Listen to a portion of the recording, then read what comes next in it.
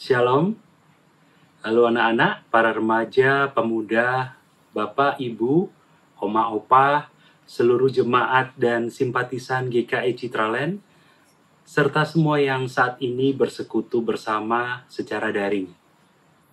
Ibadah ini dibuat dalam masa PPKM darurat, di mana para pelayan ibadah melakukan rekaman secara mandiri di rumah masing-masing. Saat ini, kita bersama-sama mengikuti ibadah intergenerasi, pelayan firman Tuhan oleh Pendeta Antonius Wijaya dari GKI Duta Mas Batam, dengan tema Hidup Beriman yang Benar. Mari kita bersaat teduh sejenak.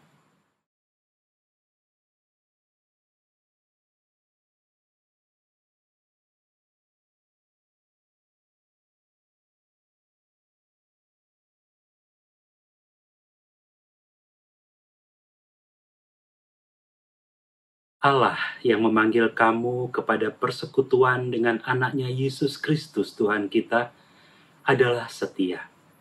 Mari menyembah dalam persekutuan kasih nan indah.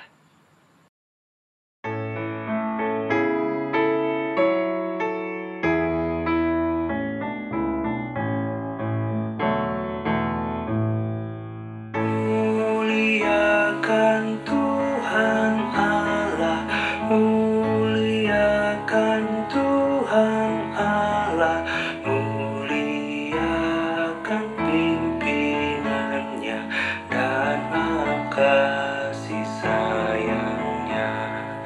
Kami datang kepadamu, kami datang kepadamu, bersyukur sebulat hati karena kasih-Mu besar. Jemaat yang terkasih, kita memasuki ibadah intergenerasi ini dengan pengakuan bahwa pertolongan kita datangnya di dalam nama Bapa, Anak, dan Roh Kudus. Amin.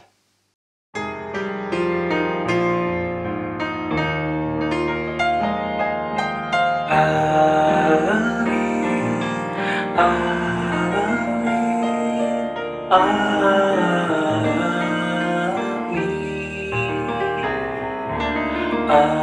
amin, amin,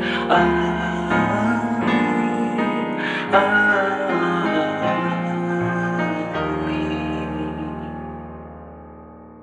Damai Kristus besertamu. Dan besertamu juga.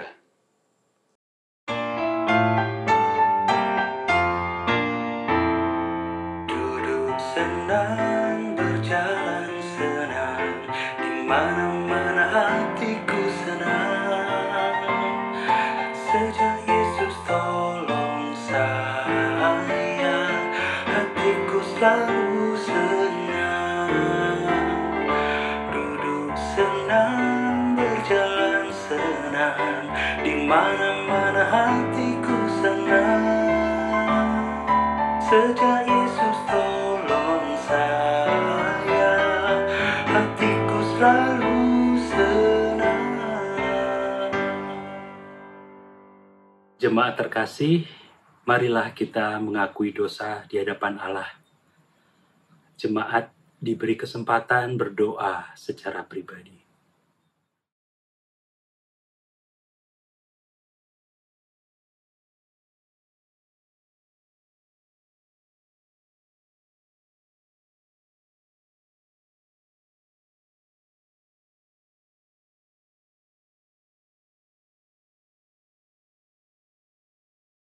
Bapa, layakkanlah kami manusia yang tidak sempurna ini untuk menerima anugerah dan pengampunan-Mu. Dalam Kristus kami berdoa. Amin.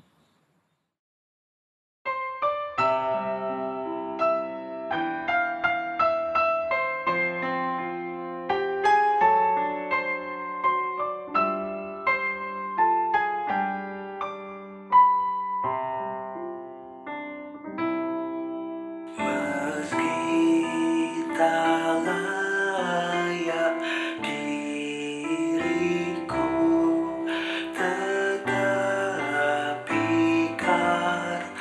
darahmu, dan karena kau memanggilku, ku datang Yesus padamu.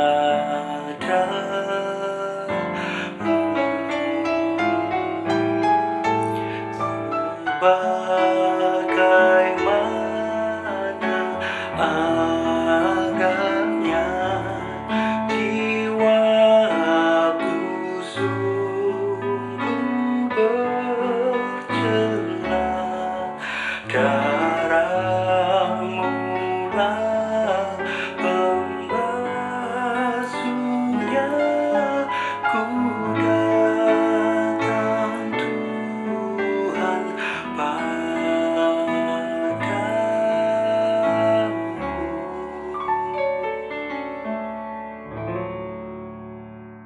Berita anugerah diambil dari Roma 1 ayat yang ke-17. Sebab di dalamnya nyata kebenaran Allah yang bertolak dari iman dan memimpin kepada iman. Seperti ada tertulis, orang benar akan hidup oleh iman. Demikianlah berita anugerah dari Allah. Syukur kepada Allah.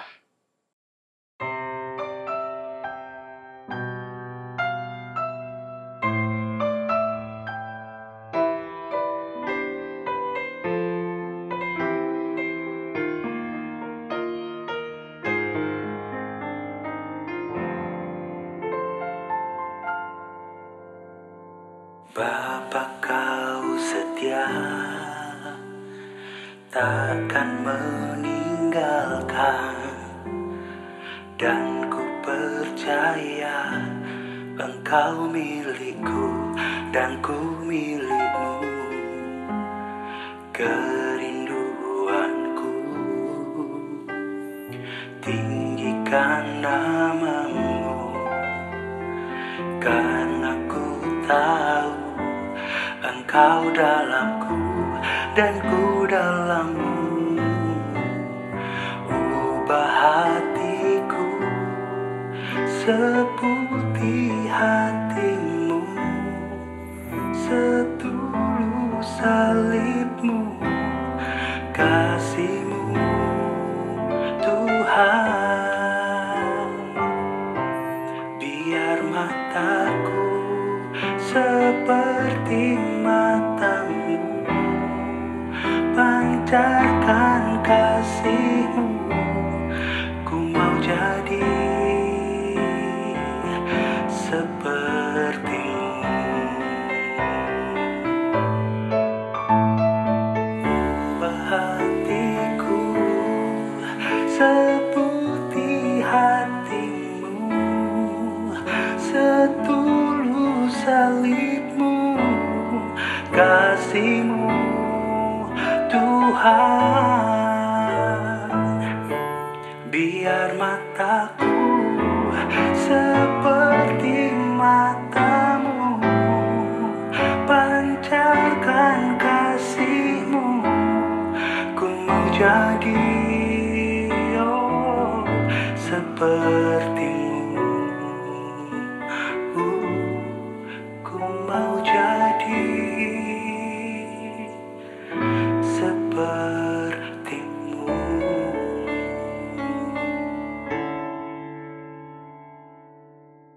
Jemaat yang dikasihi Tuhan, saat ini mari kita bersama-sama datang kepada Tuhan dan memohon pertolongan Tuhan untuk boleh mengerti setiap firman Tuhan yang akan kita dengarkan hari ini. Mari kita tundukkan hati kita, mari kita satu dalam doa. Bapa, kembali kami datang kepadamu. Saat ini Tuhan, sungguh kiranya Engkau berbicara kepada kami, masing-masing pribadi. Dan biarlah setiap firman-Mu ini boleh menuntun hidup kami, sehingga kami boleh berjalan di jalan yang benar. Bapa, kiranya Engkau yang urapi hamba-Mu yang hendak menyampaikan khotbah pada hari ini.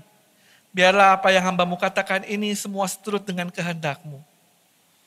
Dan berilah kami telinga untuk mendengar setiap firman-Mu ini, supaya kami boleh terus bertumbuh dan berbuah di dalam Engkau. Terima kasih Bapa yang baik, kami mohon pertolongan-Mu dalam pemberitaan firman hari ini. Dalam nama Tuhan Yesus kami berdoa, amin. Jemaat yang dikasihi Tuhan, bacaan firman Tuhan kali ini diambil dari Injil Markus pasalnya yang ke-7, ayat 1 sampai dengan 8, kemudian dilanjutkan ayat 14 sampai dengan 15, dan dilanjutkan ayat 21 sampai dengan 23. Injil Markus pasalnya yang ke-7, ayat 1 sampai dengan 8, dilanjutkan ayat 14 sampai dengan 15, dan dilanjutkan ayat 21 sampai dengan 23. Demikianlah firman Tuhan. Pada suatu kali serombongan orang Farisi dan beberapa ahli Taurat dari Yerusalem datang menemui Yesus. Mereka melihat bahwa beberapa orangnya makan dengan tangan najis, yaitu dengan tangan yang tidak dibasuh. Sebab orang-orang Farisi seperti orang-orang Yahudi lainnya tidak makan kalau tidak melakukan pembasuhan tangan terlebih dahulu. Karena mereka berpegang pada adat istiadat nenek moyang mereka. Dan kalau pulang dari pasar, mereka juga tidak makan kalau tidak lebih dahulu membersihkan dirinya. Banyak warisan lain lagi yang mereka pegang. Umpamanya, hal mencuci cawan, kendi, dan perkakas tembaga. Karena itu orang-orang Farisi dan ahli-ahli Taurat itu bertanya kepadanya, mengapa murid-muridmu tidak hidup menurut adat istiadat nenek moyang kita, tetapi makan dengan tangan najis? Jawabnya kepada mereka, benarlah nubuat Yesaya tentang kamu, hai orang-orang munafik. Sebab ada tertulis, bangsa ini memuliakan aku dengan bibirnya, padahal hatinya jauh daripadaku. Percuma mereka beribadah kepadaku, sedangkan ajaran yang mereka ajarkan ialah perintah manusia. Perintah Allah kamu abaikan untuk berpegang pada adat istiadat manusia. Ayat 14, lalu Yesus memanggil lagi orang banyak dan berkata kepada mereka, kamu semua, dengarlah kepadaku dan camkanlah. Apapun dari luar yang masuk ke dalam seseorang tidak dapat menajiskannya. Tetapi apa yang keluar dari seseorang itulah yang menajiskannya.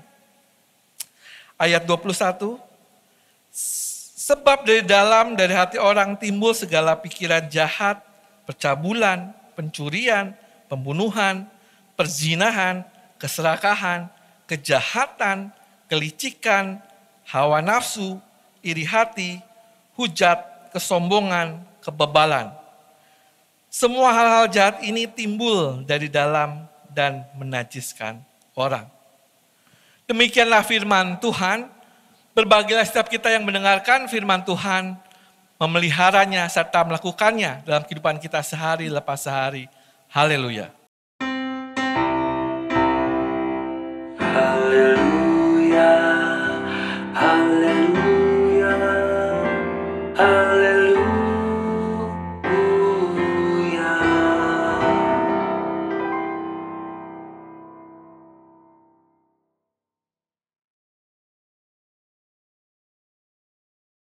Hari ini merupakan hari yang berbeda buat diri saya. Karena hari ini saya khotbah di 2 tempat, yaitu di GKI Duta Mas Batam dan juga di Citalen, Surabaya. GKI Citalen, Surabaya.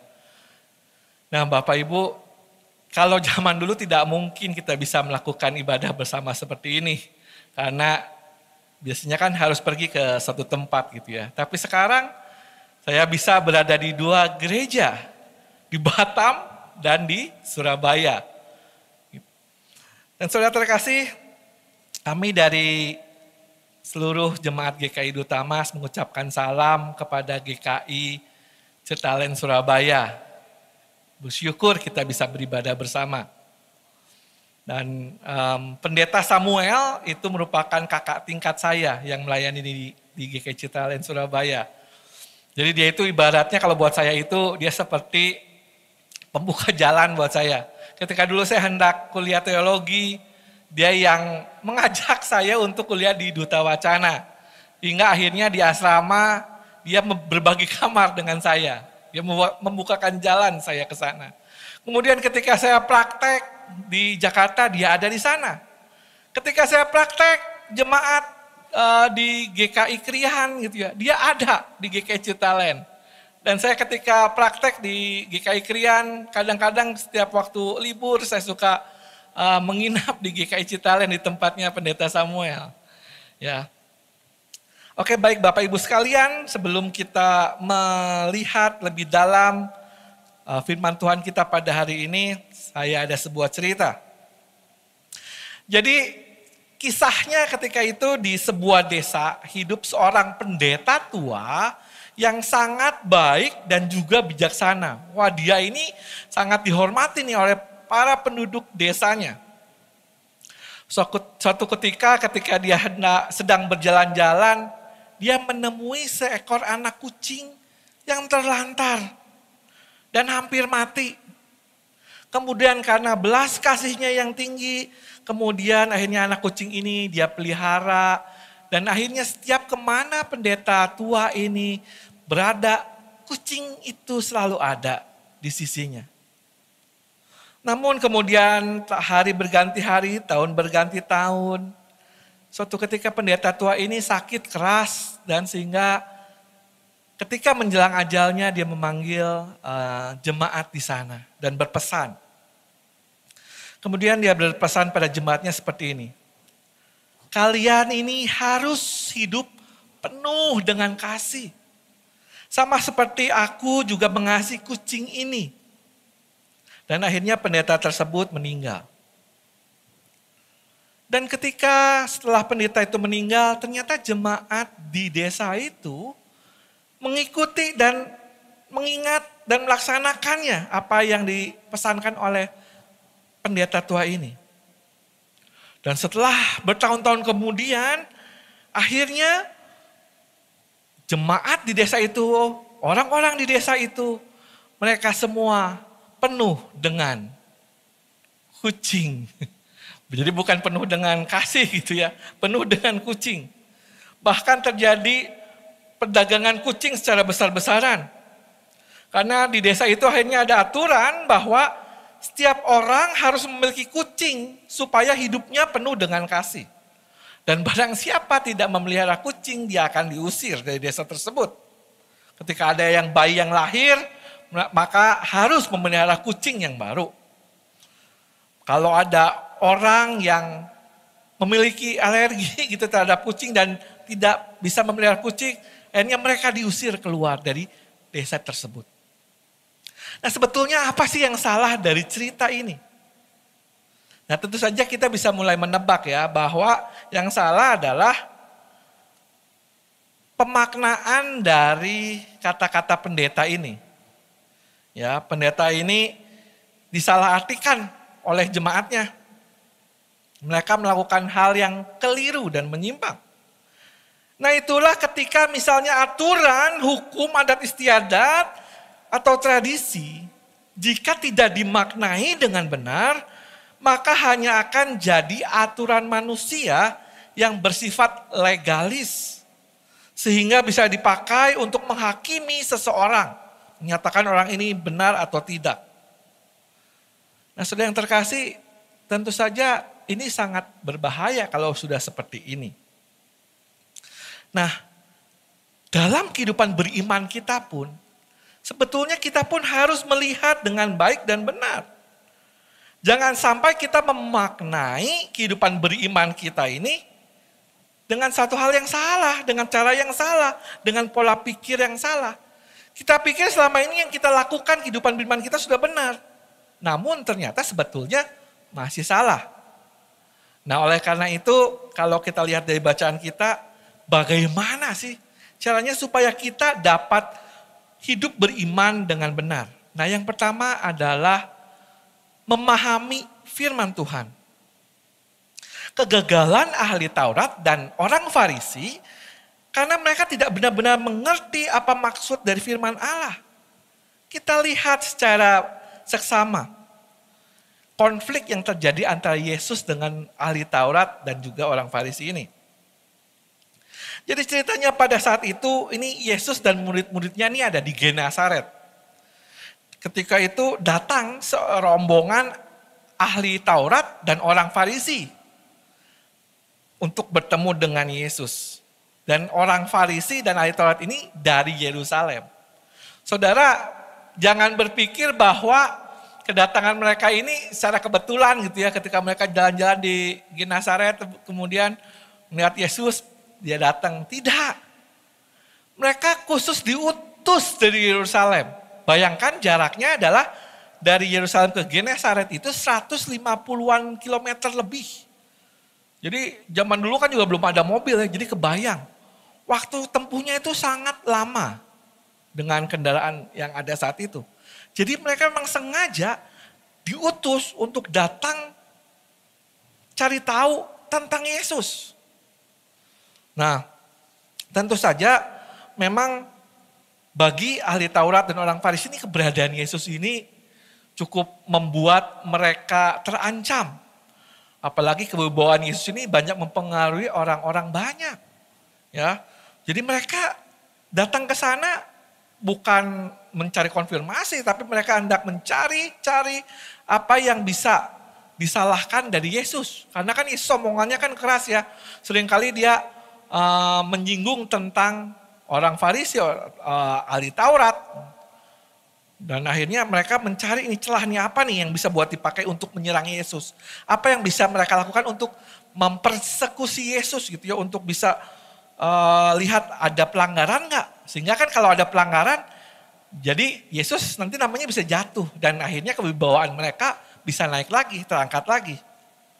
Nah ternyata ketemu nih. Dan ternyata tentang kenajisan. Karena mereka melihat ada beberapa murid Yesus, mereka makan, itu tangannya tidak dibasuh dulu.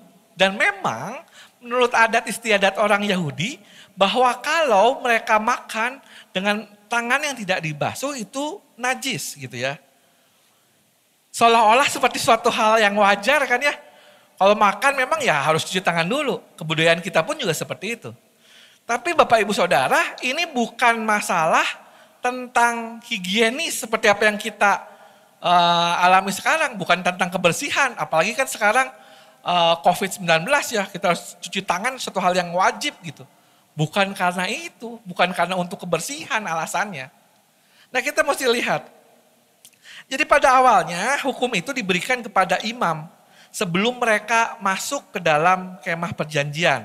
Itu ada di Keluaran 30 ayat 19 atau Keluaran 40 ayat yang 13. Nah tapi kemudian lama-lama aturan ini diperluas ke semua orang Yahudi. Mereka harus membasuh tangannya sebelum doa pagi, sebelum acara makan roti dan sebelum acara-acara lainnya. Padahal aslinya awalnya itu hanya kepada para imam di Yerusalem. Dan pembasuhan tangan pun ini sering dilakukan pada upacara pentahiran. Yang dilakukan dengan menuangkan air ke atas kedua tangan dan itu pun hanya segenggam air saja. Bukan membenamkan tangan di dalam air. Dan air itu harus mengalir pada semua bagian tangan hingga ke sikunya. Jadi awalnya itu seperti itu. Nah kemudian selama dan sesudah masa pembuangan, memang bangsa Yahudi ini cenderung memperbanyak jumlah aturan keagamaannya. Dan kalau ada yang melanggar disebutnya sebagai pendosa gitu ya. Nah para ahli Taurat dan ahli Farisi ini hafal dan menjalankannya dengan ketat. Nah tapi sayangnya mereka tidak memaknai nilai-nilai penting yang terkandung di dalamnya. Ya. Seperti sama nih misalnya kalau di budaya kita, juga kan ada ya, jangan duduk di depan pintu gitu ya. Kenapa gitu, jangan duduk di situ. Alasannya biasanya berat jodoh gitu ya, susah dapet jodohnya. Nah padahal kan sebetulnya alasan utamanya bukan itu. Alasannya ketika orang mau lewat pintu gitu ya, ketika ada orang duduk di sana kan jadi susah. Dan bisa jadi celaka kan, apalagi misalnya seperti saya yang badannya besar ini, ketika ada orang yang menghalangi lewatnya susah, kesandung dia jatuh. Bisa celaka. Bukan saya yang celaka. Orang yang duduk di situ ketimpa saya juga jadi bisa celaka gitu ya. Nah itu yang bisa terjadi. Nah, tapi kenapa orang-orang zaman dulu gitu ya ada budaya seperti ini, mengatakan seperti itu? Karena biasanya kalau dikasih tahu yang benar kan kadang-kadang tetap aja ya namanya anak muda ya tetap aja begitu dikasih tahu seperti itu tetap aja dia melakukannya. Sehingga akhirnya ditakut-takuti dengan berat jodoh gitu ya. Dengan kalau berat jodoh kan biasanya nggak mau nih kalau anak-anak muda nanti berat jodoh gitu, nggak mau biasanya. Beda tentu saja misalnya kalau yang duduk udah orang tua yang udah berkeluarga. Oh nanti berat jodoh, wah kan dia jodoh satu aja ini nggak habis-habis gitu. Jadi nggak usah berat jodoh gitu kan. Nah seperti itu, seringkali tidak dimaknai dengan makna sesungguhnya. Nah inilah yang menyebabkan sama seperti orang Farisi ini sebenarnya gagal paham nih. Apa yang menjadi kehendak Tuhan dalam perintah-perintahnya. Sehingga akhirnya mereka bikin aturan sendiri. Dan menghakimi orang sebetulnya atas dasar aturan mereka sendiri. Nah itu yang pertama. Yang kedua adalah tidak munafik. Nah ini orang Farisi dan ahli Taurat ini sudah gagal paham, mereka pun juga ternyata munafik. Mereka menampilkan diri mereka ini suci.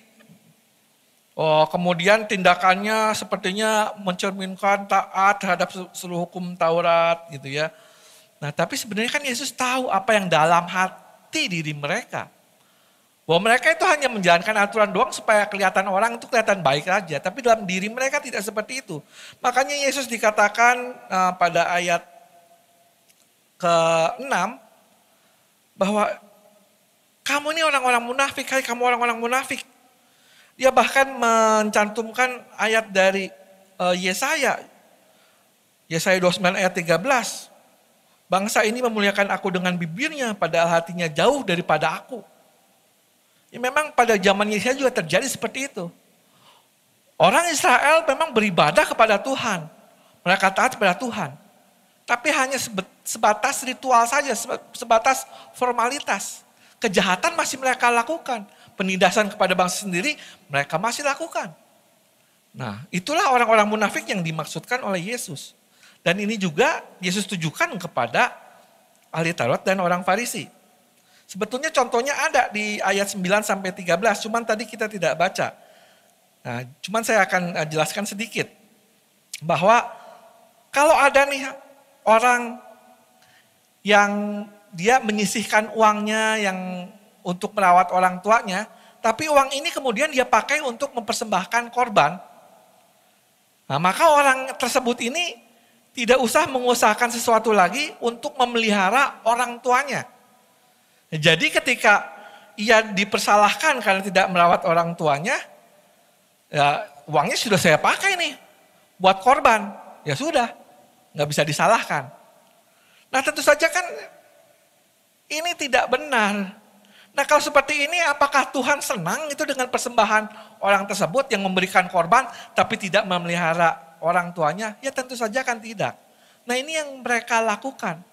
Jadi asalkan orang itu beri korban, kan kalau memberikan korban kan ada bagian juga untuk para imam.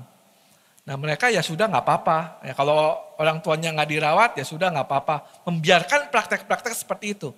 Nah itulah orang-orang munafik. Padahal jelas dalam hukum Taurat, bahkan dalam 10 hukum Taurat kan harus menghormati orang tua. Nah inilah yang Yesus katakan bahwa perintah Tuhan kamu abaikan dan kamu berpegang pada adat istiadat manusia. Bayangkan kemunafikan itu. Nah pertanyaannya apakah dalam kehidupan kita sekarang tidak terjadi? Apa hanya kehidupan zaman dulu seperti itu? Oh ternyata terjadi. Nah saudara yang terkasih, ini saya kemarin sempat nonton drama Korea. Jarang-jarang saya nonton drama Korea, tapi sepotong-sepotong lah. Karena kesibukan saya nggak bisa nonton full gitu ya, karena di rumah ada yang nonton. Jadi saya sempat mengikutinya. Judulnya The Fiery Priest, pendeta yang berapi-api gitu ya. Cukup menarik ceritanya bahwa pendeta ini suka menegur secara langsung pada jemaatnya yang munafik, mereka datang ibadah tapi kehidupan kejahatan mereka masih tetap lakukan. Bahkan tidak segan-segan mereka menyuap gitu ya. Menyuap sini, korupsi dan lain sebagainya. Nah tentu saja bukan film ini yang hendak kita bahas. Tapi kita mesti lihat, mengaca kepada diri kita. Jangan-jangan kita pun sebetulnya termasuk orang-orang yang munafik seperti orang-orang golongan ahli Taurat dan orang Farisi ini. Yang lebih mementingkan ritual keagamaan dibandingkan menjalankan kehidupan yang berkenan kepada Allah. Ya misalnya bisa jadi kita rajin untuk beribadah ke gereja. Wah gak pernah absen. Selama 52 minggu selalu hadir. Bukan itu saja, pelayanan di gereja pun rajin. Wah, di mana-mana ada.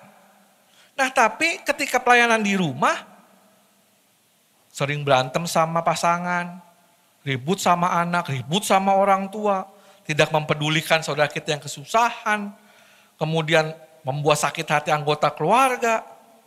Wah, kalau seperti ini, maka bukankah sia-sia semua pelayanan kita? Setiap minggu mungkin rajin kita memberikan persembahan syukur bulanan, tahunan, persembahan lain-lainnya.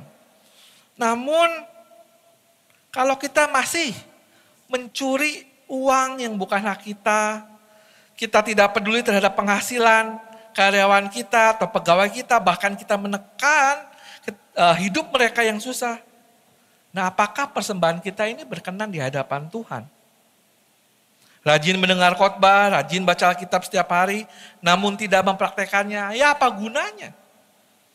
Jelas percuma, ini hanya ritual belaka. Dan misalnya kalau kita melakukan itu, kita ada termasuk orang-orang yang munafik. Ingat ya, ini bukan berarti kita tidak usah rajin beribadah, tidak usah rajin baca Alkitab, tidak usah memberikan persembahan. Bukan seperti itu maksudnya. Tapi kita memaknai enggak setiap apa yang kita lakukan di hadapan Tuhan. Ibadah kita di hadapan Tuhan. Kita maknai dengan sungguh-sungguh enggak? Atau ya cuma hanya sekedar ritual lah, kebiasaan kita sehari-hari. Kehidupan nanti Senin sampai Sabtu gitu ya. Ya udah aja lah, berdosa lagi aja lah. Berbuat jahat lagi gitu ya. Wah kalau ini kan jadinya kehidupan kita ya munafik lah seperti apa yang dikatakan oleh Yesus. Nah makanya itu jangan jadi orang yang munafik. Yang ketiga adalah menjaga hati. Nah kita perhatikan. Apa sebetulnya yang menajiskan orang menurut Yesus? Bukan sesuatu yang dari luar. Makan roti tanpa tangan dibasuh, itu kan kotor gitu ya. Seperti misalnya dulu kalau waktu saya di Bandung, ada tuh bakso yang rumornya itu dari daging tikus gitu ya. Wah itu najis itu gitu ya.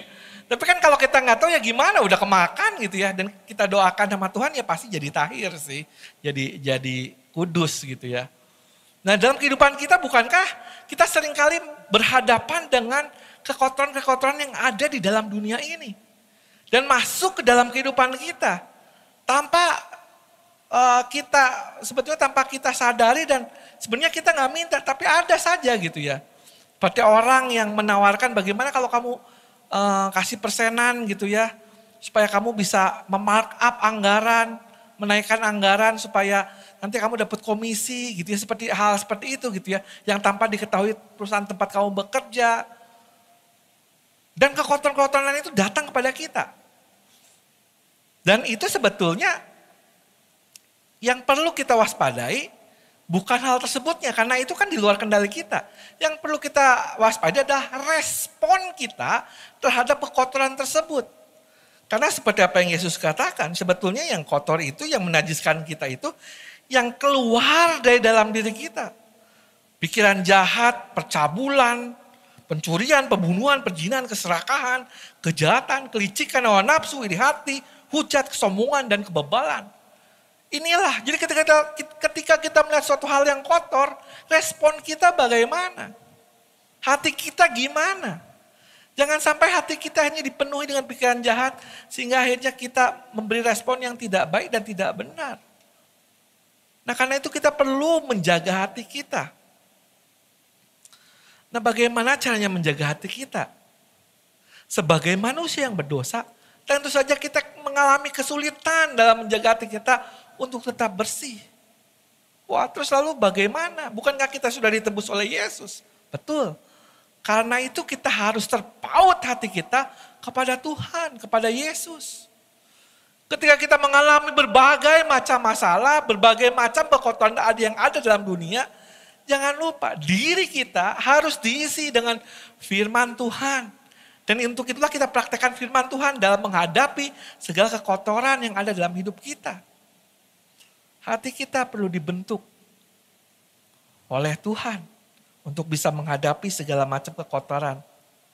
Dan segala kekotoran yang ada dalam diri kita yang masih ada, yang tadi kita lihat di Markus 7 ayat 21-22 ini.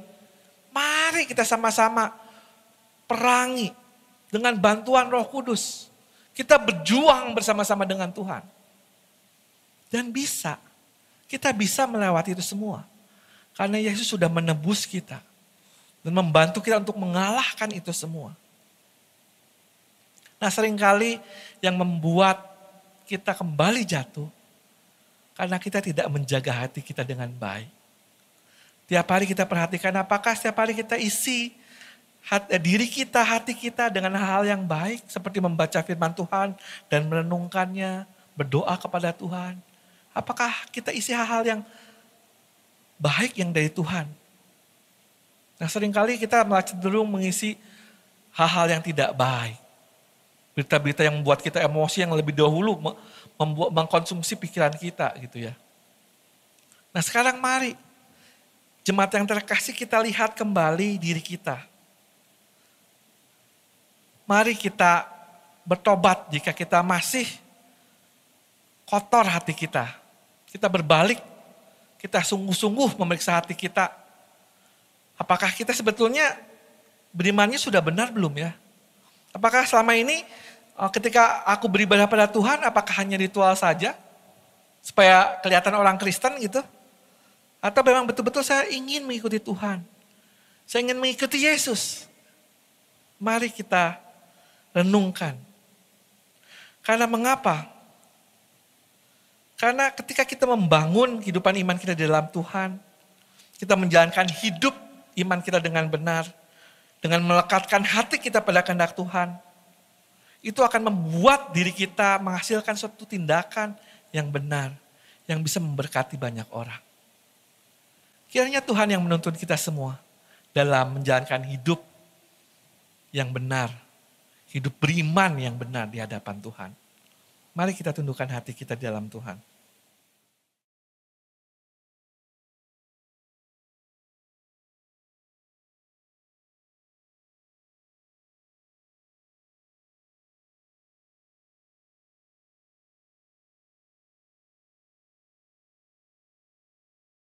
Jemaat, mari kita berdiri dengan hati yang tertuju pada Tuhan. Mari bersama kita ikrarkan pengakuan iman kita seturut pengakuan iman yang suli yang berbunyi demikian. Aku percaya kepada Allah, Bapa yang Maha Kuasa, Khalik langit dan bumi, dan kepada Yesus Kristus, Anaknya yang tunggal Tuhan kita, yang dikandung dari Roh Kudus, lahir dari anak darah Maria, yang menderita sengsara di bawah pemerintahan Pontius Pilatus, disalibkan, mati dan dikuburkan, turun ke dalam kerajaan maut. Pada hari yang ketiga, bangkit pula dari antara orang mati, naik ke surga, duduk di sebelah kanan Allah, Bapa yang Maha Kuasa, dan dari sana ia akan datang untuk menghakimi orang yang hidup dan yang mati. Aku percaya kepada Roh Kudus, gereja yang kudus dan am, persekutuan orang kudus, pengampunan dosa, kebangkitan orang mati, dan hidup yang kekal. Bapak, Ibu, dan Saudara sekalian, mari kita menaikkan syafaat kita di dalam doa. Kami mengucap syukur Bapa ketika firman-Mu boleh hadir ke tempat kami masing-masing dimanapun kami berada, dan kehadiran Tuhan nyata di tengah-tengah setiap kami, baik kami sendiri maupun bersama keluarga, dan kiranya kehadiran Tuhan nyata di sepanjang hari-hari yang kami lalui ke depan. Dengan berbagai pergumulan persoalan yang ada di dalamnya. Kami juga turut mendoakan jemaat-Mu di dalam berbagai pergumulan kehidupan mereka masing-masing, kiranya mereka boleh tetap menghidupi kehidupan mereka dengan terus bersandar dan berpengharapan hanya kepada Tuhan. Jemaat-Mu yang sakit, yang ada di dalam kelemahan tubuh, baik yang ada di rumah maupun juga yang dirawat di rumah sakit. Jemaat-Mu yang ada di berbagai persoalan kehidupan rumah tangga mereka, relasi yang kurang baik dengan keluarga, mereka yang terdampak ekonominya karena pandemi ini. Kiranya Tuhan yang hadir di tengah-tengah mereka memberikan ketabahan kepada mereka. Mereka yang berduka, kehilangan orang-orang yang terkasih. Kiranya Tuhan juga yang mengisi kekosongan hati mereka. Kiranya iman mereka juga boleh tetap berpengharapan kepada Tuhan. Kami berdoa bagi gereja-Mu dengan segala program-program yang ada, yang hadir, baik yang ke dalam maupun yang keluar. Kiranya lewat setiap program, itu juga boleh menolong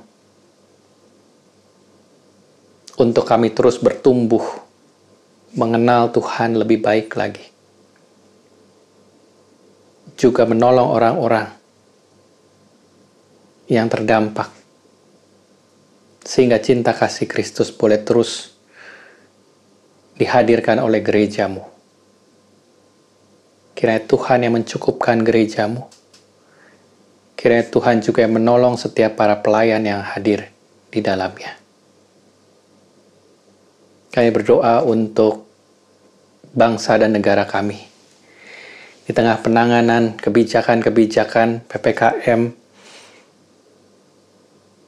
yang dilakukan, diupayakan. Kami bersyukur kasus harian berangsur-angsur menurun. Tetapi biarlah hikmat Tuhan terus hadir kepada setiap penentu kebijakan, bahkan juga sampai kepada masyarakat untuk terus menaati protokol kesehatan untuk keadaan yang lebih baik. Juga pengadaan vaksin dan pendistribusiannya, kiranya Tuhan juga yang hadir di dalamnya, agar vaksin boleh sampai kepada masyarakat yang lebih luas lagi. Inilah doa dan permohonan kami yang kami panjatkan hanya di dalam nama Tuhan kami Yesus Kristus yang mengajar kami berdoa. Bapa kami yang di sorga, dikuduskanlah nama-Mu, datanglah kerajaan-Mu, jadilah kehendak-Mu di bumi seperti di sorga. Berilah kami pada hari ini makanan kami yang secukupnya, dan ampunilah kami akan kesalahan kami, seperti kami juga mengampuni orang yang bersalah kepada kami. Dan janganlah membawa kami ke dalam pencobaan, tapi lepaskanlah kami daripada yang jahat, karena Engkau yang punya kerajaan dan kuasa dan kemuliaan sampai selama-lamanya. Amin. Tiba saatnya kita memberi persembahan sebagai wujud syukur atas pemeliharaan Tuhan. Persembahan dapat ditransfer ke rekening GKI Citraland atau melalui QR Code. Mari memberi dengan sukacita sambil mengingat sabdanya dalam Ulangan 12 ayat yang ke-26. Tetapi persembahan kudusmu yang ada padamu dan korban nazarmu haruslah kau bawa ke tempat yang akan dipilih Tuhan.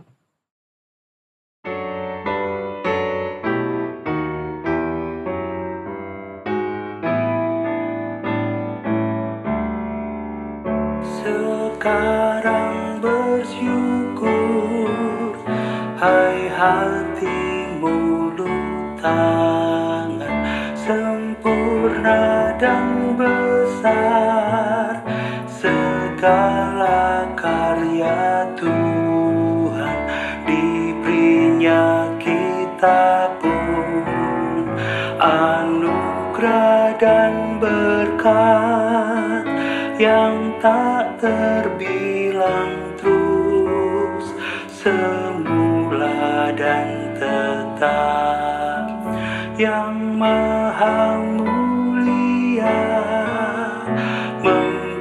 berikan sukacita, damai sejahtera di dalam hidup kita. Kasih-Nya tak terperi, mengasuh anak-Nya, tolongan-Nya besar seluas dunia. Mari kita berdoa. Tuhan Yesus, terima kasih karena kasih-Mu yang besar dalam hidup kami. Kini kami membawa persembahan yang terkumpul ini, Tuhan. Berkatilah persembahan ini agar menjadi berkat untuk gereja-Mu dan sesama yang membutuhkan. Kami berdoa hanya di dalam nama Tuhan Yesus. Amin.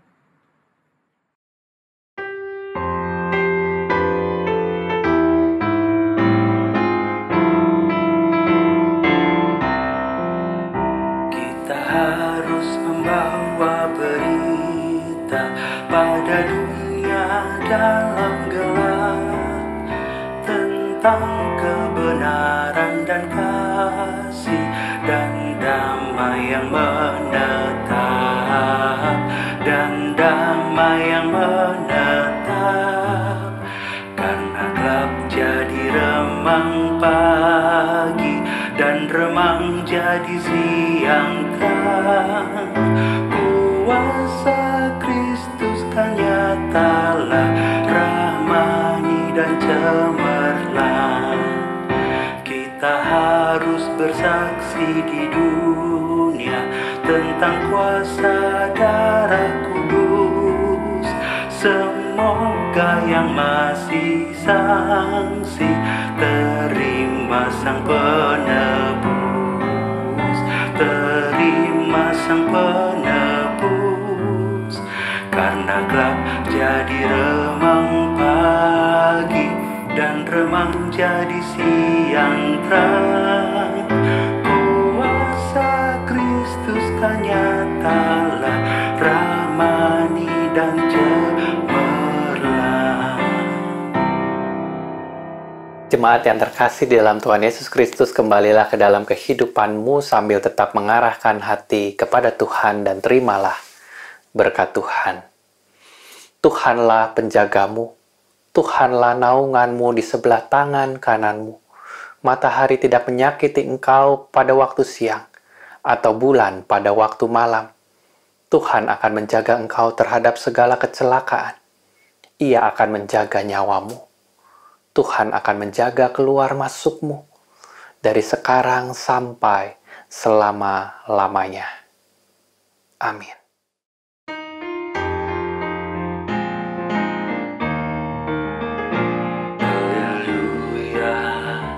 Haleluya, haleluya, amin.